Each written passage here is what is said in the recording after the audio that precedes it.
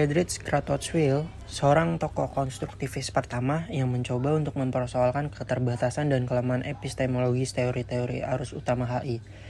Menurut Kratochvil, konstruksi hidup bersama dalam komunitas internasional adalah sebuah proses pembelajaran, interaksi antar subjek yang dibentuk oleh identitas, kepentingan, nilai-nilai, dan maksud yang membentuk pola-pola hubungan tertentu sebagai sahabat atau musuh. Sebagaimana dituliskan dalam karyanya berjudul Rules, Norms, and Decisions on the Condition of Practical and Legal Reasoning in International Relations and Domestic Affairs.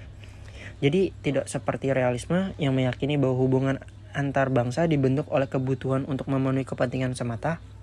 Konstruktivisme melihat pola interaksi yang dibentuk oleh beberapa unsur lain seperti norma, identitas, intensi, dan bahasa yang menjadi bagian penting dari proses historis hubungan antar subjek. Dasar ontologis atau epistemologis dari konstruktivis ini memberikan kita sebuah pertanyaan, sebenarnya konstruktivis ini pendekatan atau teori. Nah, dalam kaitannya dengan pertanyaan tersebut, salah satu pencetus konstruktivisme yaitu Nicholas Onuf pada tahun 1989 menyatakan secara eksplisit bahwa konstruktivisme bukanlah teori, melainkan suatu cara untuk mempelajari hubungan sosial. Dengan nada yang sangat berbeda, pencetus konstruktif untuk mendapat pemahaman lebih mendalam tentang konstruktivisme, barangkali tidak berlebihan untuk membahas apa persepsi para pakar HI tentang pendekatan ini, dan juga konsep-konsep apa saja yang merupakan penanda bagi konstruktivisme. Dari asal-usulnya, banyak kalangan meyakini bahwa konstruktivisme adalah pendekatan dalam studi HI yang berakar dari peristiwa pembelokan linguistik atau the linguistic turn dalam ilmu filsafat yang digagas oleh Richard Rorty.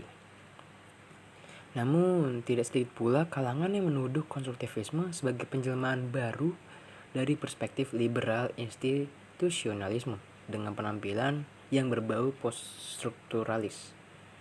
Terlepas dari kontroversi tersebut, konstruktivisme saat ini dikenal luas justru karena posisinya yang sedikit ambigu dan konsep-konsep baru yang ditawarkannya untuk tidak saja memberikan pemahaman baru terhadap fenomena internasional, melainkan juga memberikan jawaban-jawaban terhadap pertanyaan mendasar yang tidak mampu dijawab oleh teori-teori arus utama. Kali ini saya akan menjelaskan mengenai tokoh dominan dalam teori konstruktivisme. Sebetulnya pada teori ini banyak tokoh-tokoh dominan, namun yang lebih dikenal luas dan menjadikan ikon yaitu Alexander Wien. Teori konstruktivisme Wien menggunakan kerangka ilmiah dengan mendasarkan konstruksi secara middle ground antara rasionalisme dan reflektivisme. Dengan demikian, sebenarnya ada sebuah pembagian dalam konstruktivisme sendiri, yaitu kubu awal yang menghendaki bahwa konstruktivisme harus berada pada spektrum reflektivitas penuh, sementara kubu yang lain yang lebih akhir memandang bahwa konstruktivisme seharusnya bisa menjadi jalan tengah dengan mengadopsi rasionalisme. Kita dapat melihat bahwa Amerika Serikat dan Korea Utara ini memiliki gagasan yang berbeda, dan juga kita melihat banyak sekali perbedaan antara kedua negara tersebut. Dan di dalam struktur internasional tentunya mereka dianggap sebagai pihak yang bermusuhan. Nah, kita bisa melihat bahwa intersubjektivitasnya yaitu seperti hubungan antara para aktornya, di mana ide dan keyakinan bersama di antara kedua negara berbeda juga.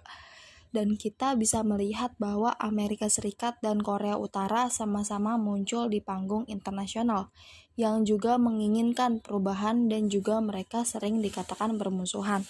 Tapi kita lihat lagi dari kacamata konstruktivisme. Perubahan atau penguatan nilailah yang pada akhirnya akan dapat merubah pemaknaan ini. Jadi mereka dimaknai sebagai hubungan konfliktual karena kita juga melihat perbedaan nilai dan gagasan di antara kedua negara ini.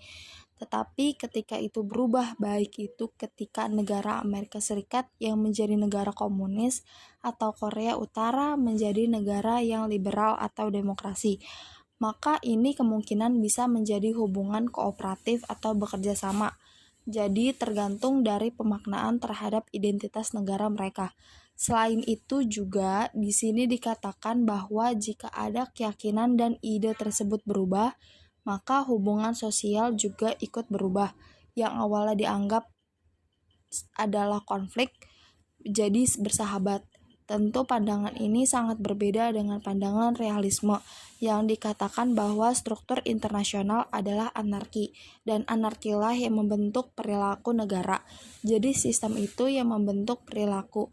Nah, sangat berbeda dengan konstruktivis. Ini berarti anarki dapat ditafsirkan bahwa anarki dapat dipahami dengan cara yang berbeda tergantung makna yang diberikan oleh para aktor.